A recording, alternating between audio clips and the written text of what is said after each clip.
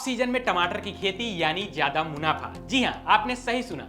भारत में टमाटर की खेती खरीफ, रबी और जायद तीनों मौसम में होती है, लेकिन ऑफ सीजन में टमाटर की खेती किसानों की आजीविका का एक नया साधन बनता जा रहा है, क्योंकि इस समय टमाटर का ज्यादा उत्पादन नहीं होता है, जिससे बाजार में टमाटर की पहुंच कम हो जाती है और जिन किसानों का उत्पादन होता है उन्हें अच्छा दाम मिल जाता है। नमस्ते, मेरा नाम है सर्वेश बुंदेली और आप देख रहे हैं किसान ऑफ इंडिया का खास शो कृषि की बात। आज हम बात करेंगे किसान ऑफ सीजन में टमाटर की खेती करके कैसे बेहतर मुनाफा कमा सकते हैं। टमाटर की ऑफ सीजन खेती से पहले हम लोग कुछ सालों में टमाटर के बाजार पर नजर डाल लेते हैं। ऐसा देखा गया है कि टमाटर की कीमत अगस्त से मध्य सितंबर, दिसंबर से फरवरी की शुरुआत और अप्रैल से मई के दौरान सामान्य तौर पर कम रहती है, लेकिन वहीं दूसरी ओर जून जुलाई यानी सीजन गैप के समय, सितंबर के आखिरी में, अक्टूबर और नवंबर के शुरुआत में, फरवरी के आखिरी हफ्ते या मार्च के शुरुआती दिनों में टमाटर की अच्छी कीमत मिलती है।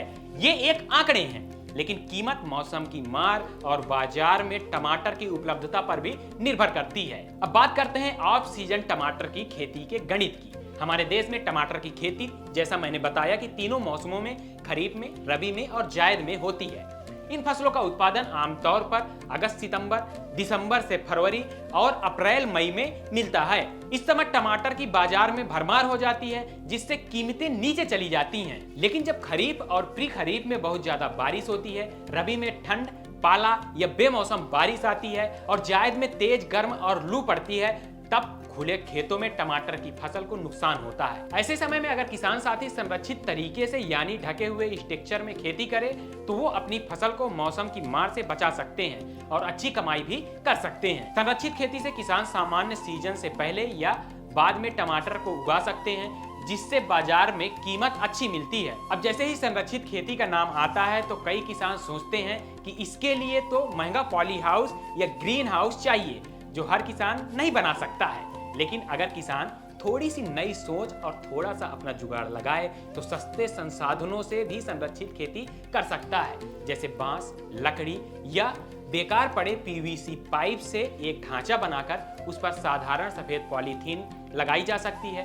भारतीय कृषि अनुसंधान संस्थान IARI ने भी ऐसे मॉडल बनाकर पूसा किसान मेले में किसानों को दिखाया है और अपने रिसर्च फील्ड में भी लगाता है। कई किसान इस तरह के सस्ते जुगाड़ों को अपनाकर अच्छा मुनाफा भी कमा रहे हैं, क्योंकि खुले खेतों की तुलना में संरक्षित खेती में टमाटर का उत्पादन लगभग 2 गुना या उससे भी ज्यादा हो सकता है। इस कंडीशन में टमाटर की उन्नत किस्मों की अगर हम बात करें तो किसान साथी अर्का रक्षक किस्म को 75 सेंटीमीटर क्यारी से क्यारी की दूरी और 30 सेंटीमीटर पौध से पौध की दूरी में लगाकर अच्छा मुनाफा कमा सकता है। साथ ही ये किस्म leaf curl virus, bacterial build और अर्ली ब्लाइट के लिए प्रतिरोधी है।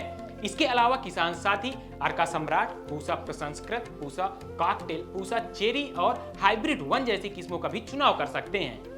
संरक्षित खेती में अगर NPK की यानी कि नाइट्रोजन, फास्फोरस और पोटास की मात्रा की बात करें तो 120 किलोग्राम, 80 किलोग्राम, 60 किलोग्राम प्रति हेक्टेयर की दर से देना चाहिए। ऑफ सीजन टमाटर का उत्पादन लेने के लिए किसान साथी फरवरी मार्च, मध्य अगस्त और नवंबर दिसंबर में इसकी खेती कर सकते हैं, क्योंकि संरक्षित खेती में किसान साथी 3 से 4 महीने की फसल 6 से 8 महीने तक ले सकते हैं। पौधरोपण से लगभग 60 दिन बाद टमाटर का पौधा फल देने लगता है। तो इस तरह से किसान साथी थोड़ी सी नई तकनीक, थोड़ा सा अपना जुगाड़ और थोड़ी सी सूझबूझ के साथ खेती किसानी में अच्छा मुनाफा कमा सकते हैं। खेती किसानी से जुड़े और भी इसी तरह की जानकारी के लिए बने रहिए किसान ऑफ इंडिया के साथ। हम लोग फिर मिलेंगे कृषि की बात के एक नए एपिसोड में एक नए टॉपिक के साथ। तब तक के लिए नमस्कार।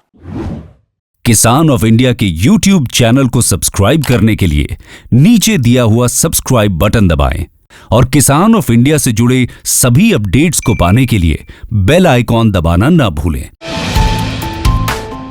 जो है आपके आसपास, आपके शहर का खास, वो दिखाएगा आपको DNN 24, आपका अपना डिजिटल न्यूज नेटवर्क। तो फिर कीजिए लाइक, सब्सक्राइब और फॉलो।